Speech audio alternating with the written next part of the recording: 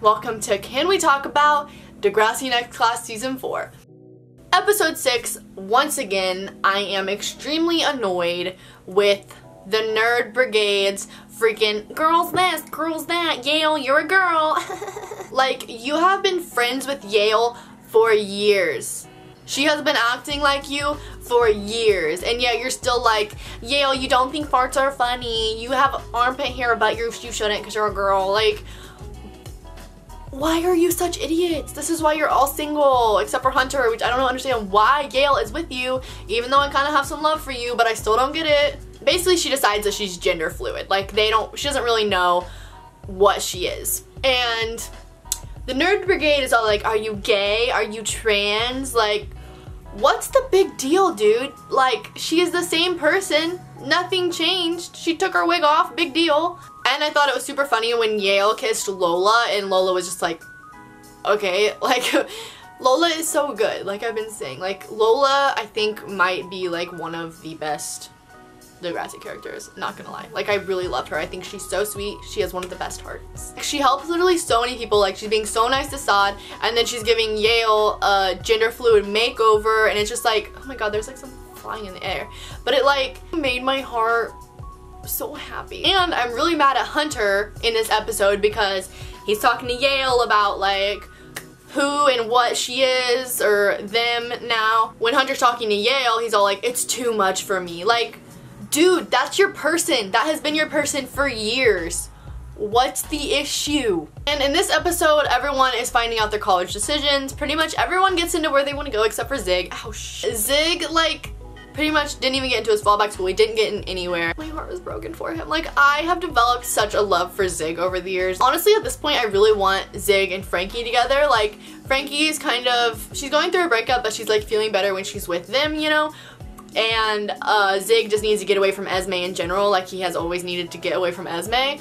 But I could really like see them together. Like, Frankie is comforting Zig when he doesn't get into his college, and it's just such a sweet like interaction. She says something about her boyfriend and he said, well, maybe he wasn't a good boyfriend, and I was like, Zig and Frankie? Is it going down? Zig and Frankie? Can it go down? And then Esme comes up and she's trying to get Zig to admit that he wants to kiss Frankie. And she's like not being crazy. I mean, it is like crazy because we all know that Esme's crazy, but she's not like being jealous or anything, and it's like what is the catch? What is the catch? Like, she's really egging on a threesome. I don't know what to think about it. So after episode 7 starts, we find out that Zig, Esme, and Frankie in fact did have a threesome, which actually I think is, did she have sex with Jonah? I don't remember if she had sex with Jonah. I remember she was like super trying to have sex with him, but I don't remember if they ever did. And I want to say no. So that means she lost her virginity to Esme and Zig.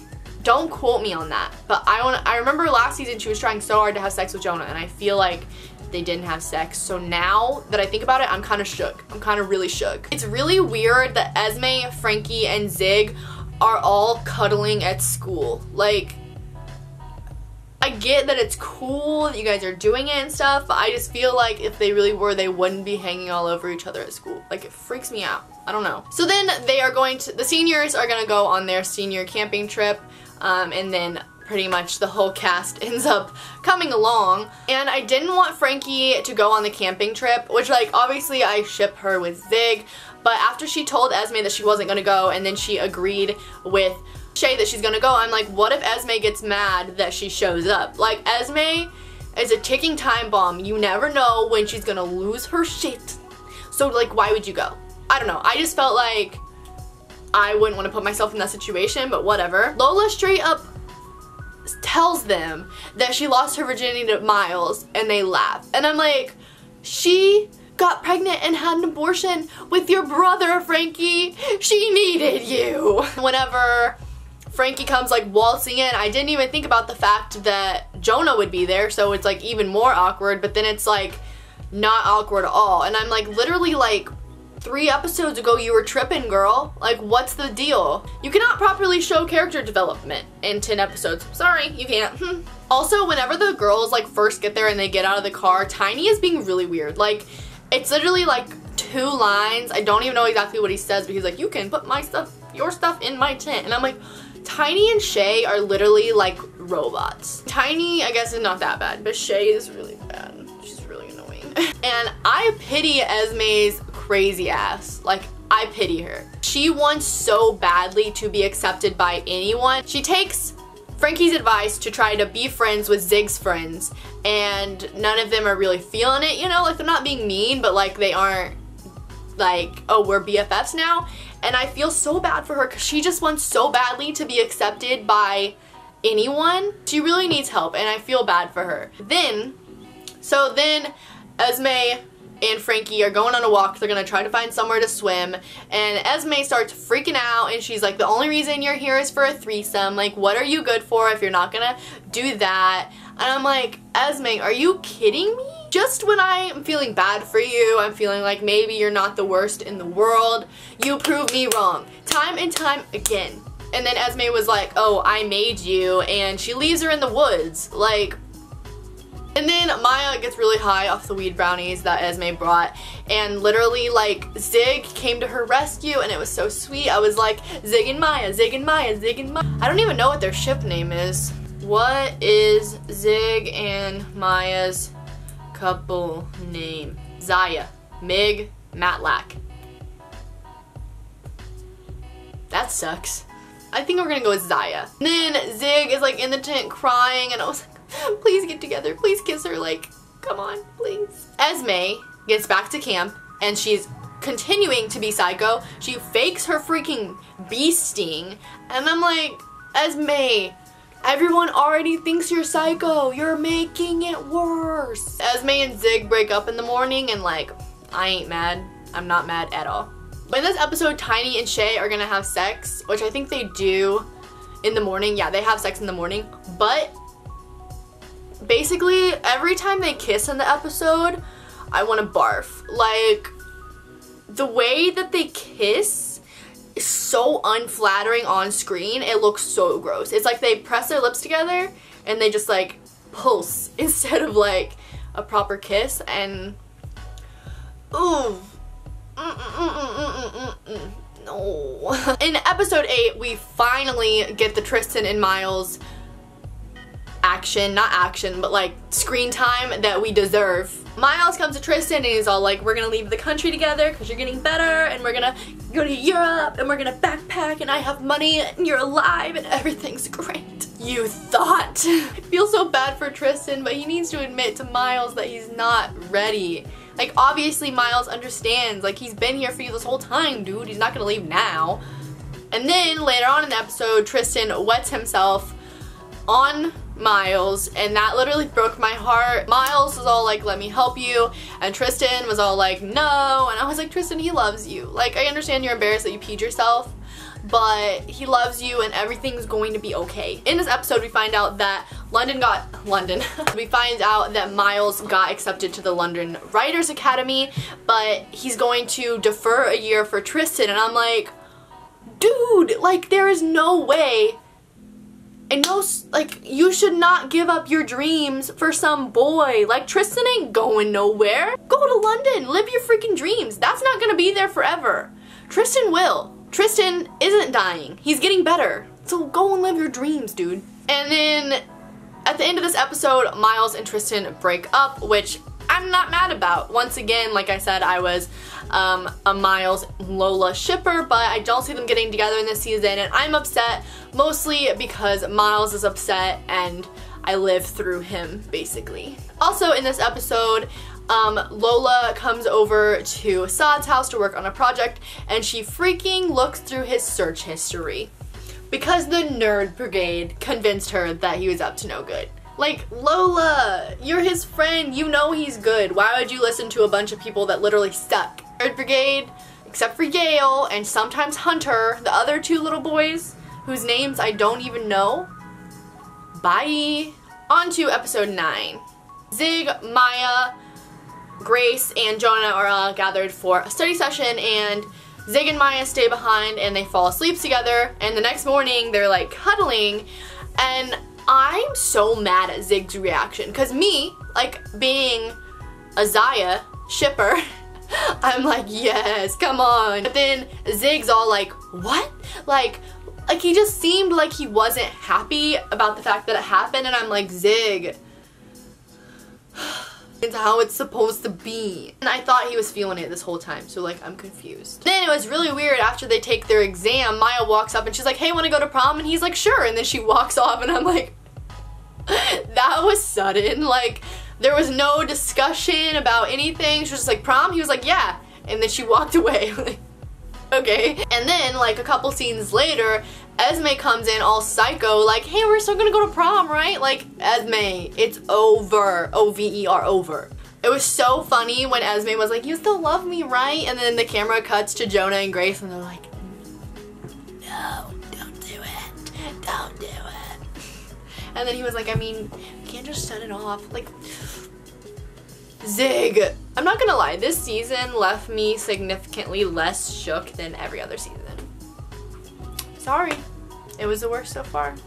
I love Miles so much, which I've already said. I've already made clear. I love Miles.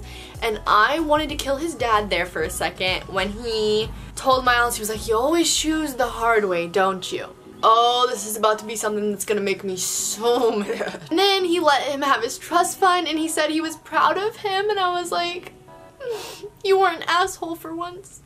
Congratulations. I'm really glad that Hunter ended up coming to prom to be with his friends and his person, who is not his girlfriend nor his boyfriend, just his his partner. And then there's a bomb threat at prom, and Yale goes to the cops and tells them that Saad had some sketchy messages. Like, Yale, I thought you were good.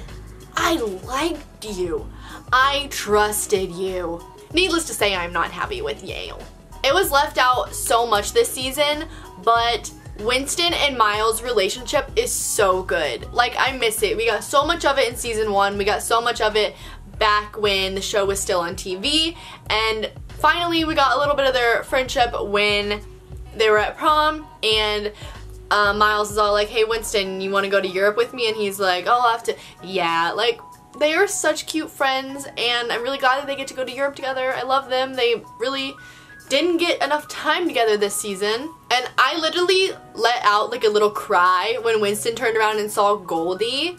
Like, wow, what a beautiful girl. What a beautiful couple. And I really teared up a little. I wanted to cry when Miles showed up at Tristan's room with the tux. Miles has literally like been so good to Tristan, and I love him and I love them, and it just made me happy.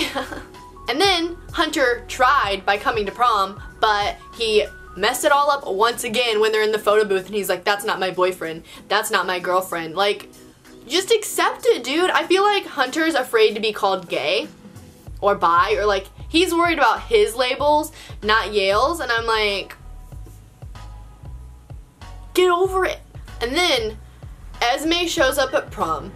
Esme. Like, this girl, I swear. So she shows up at prom, threatens to kill herself, like with a knife, like, ugh. Then she walks off with Zig and pushes him into a ravine. On the last episode, episode 10, I was super glad when Zoe's mom texted her back and asked what time the graduation ceremony was gonna be, and I was like, yes, finally, like, Zoe and her mom are gonna reunite. But no, psych, she's not coming. Honestly, if Simpson ever retires, I feel like that will be the end of Degrassi. Simpson has been on Degrassi for so long, like, probably close to 20 years, honestly. Then Esme shows up with a motorcycle and she's like freaking out on Zig, but then the teacher, I don't even know what the teacher's name is because she didn't get enough screen time, but the teacher comes out and, or maybe she's not a teacher, maybe she's the counselor. Anyway, she comes out and she's gonna get Esme help, and I'm really glad that Esme's finally gonna get help, but I wouldn't be mad if I never saw her again. Just saying. Zoe got a letter from her mom that I think her stepdad maybe brought her, and she burned it instead of reading it, and I'm like, you have no idea what that could have said, and also it might have been a check. Like, you're not gonna take, might have been a check. That's what I'm thinking, like money. Can I just say that I want to go to a party at the Hollingsworth residence so bad. Like, obviously now it's a much like lighter experience if you go back to like Miles' party days. that would have been like a rager. I really would love to go to a party in that nice like enclosed courtyard in the pool and Miles. So I like the little wrap it up ending, like they were showing little pictures of everyone, mainly the seniors, which is good. They weren't wrapping things up for the juniors. I'm worried that's exactly what they're trying to do. I understand they're trying to wrap it up for the seniors, but like the way it ended just didn't leave room, like it left room for another season, but not in the way the other seasons did. Like I was crying, like sobbing at the end of season 2 and 3, and I was like, oh my god, like I cannot wait for season 4.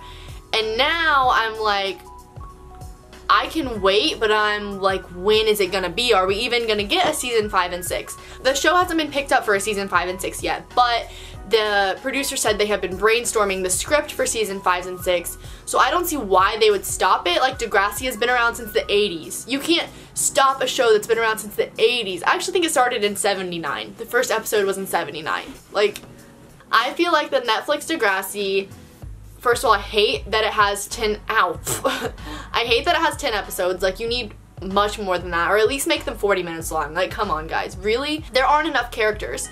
Like, there need to be more generations. Right now, all we have is juniors and seniors, and I need to have at least a sophomore class. Like, usually there are freshmen. The freshmen usually are introduced through like siblings and stuff, but I need at least a sophomore class to make me feel confident that DEGRASSI is going to continue. Because I feel like right now, the past couple seasons they have been writing with only a junior and senior class, which I guess they were sophomores and juniors before, but they've been writing with these 2 classes, and I feel like they're setting up to end DEGRASSI. Like, why don't you have underclassmen, huh? It makes me feel like they're gonna stop DEGRASSI and you don't get as much of a connection. Like, I have had such a strong connection with this senior class because we have known this senior class since the show was still on TV. Like, 2 or 3 seasons when the show was on TV, we knew this senior class. And now they're gone and we have these people that weren't introduced until the Netflix show, the juniors. And there aren't even that many juniors. Let's see, who do we have? We have all of the Nerd Brigade, there's 4 of those. Shay, we have Frankie, and we have Lola. And I think, is Saad a junior? I think Saad's a junior. So like, I just don't see how they can carry on the plot with those characters. They need to bring in more characters, they need to bring them in for a longer amount of time. Like, don't try to cram a whole semester into 1 season with 10 episodes. I'm talking to you. I just really want Netflix to drop DEGRASSI and Nickelodeon to pick it back up. I think it was on Teen Nick before.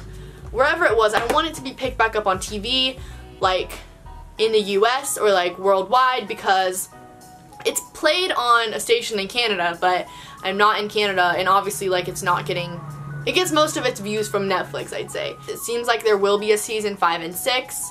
I'm interested to see what kind of characters they bring in, if we're gonna like them even. I'm nervous. Thank you guys so much for watching. Don't forget to subscribe before you leave because I do post 3 new videos a week, and I'll see you guys next time. Bye!